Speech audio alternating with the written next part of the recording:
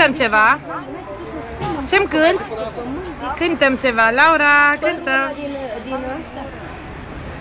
Sus, nu sta. Păi, uite, i-a făcut o analiză de tot. Eu ziceam că o înregistrez, da, o înregistrez. Lauri, ce faci? Nu că o înregistrez. Lasă să facă Ce faci tu, mămăruță? Ce faci?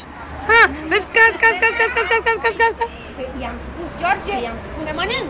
Prinde-o că pică, George, nu alerga după ea. Uite și ăsta are minte cât o găină. El fuge după ea. Paralel cu ea. Unde fugi tu, mămică? Cât ai minte? Unde ai fugit? Unde ai fugit? Unde? Păi de ce ai în stradă? Acolo vin mașini.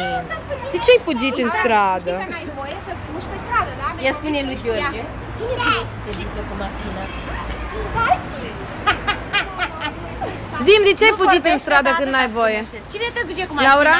Cine? Cum face? Lauri? Nani, puișor. Zi-mi tu, zi, ce ai fugit în stradă? Spune-mi de ce ai fugit în stradă. Zi-mi! De ce ai fugit în stradă? Bă, da, Laura, te plezi, nu te vezi, Nu, că asta are și chiul, ea are semnal. Laura nu mai alerga. Tu crezi că eu ce mi-a prea Ba.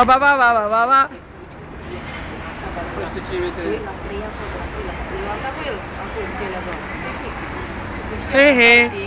Cine-i frumoasă? Cine-i frumoasă? Câți ani am... Lala, și câți ani am împlinit, Laura? Câți ani am împlinit?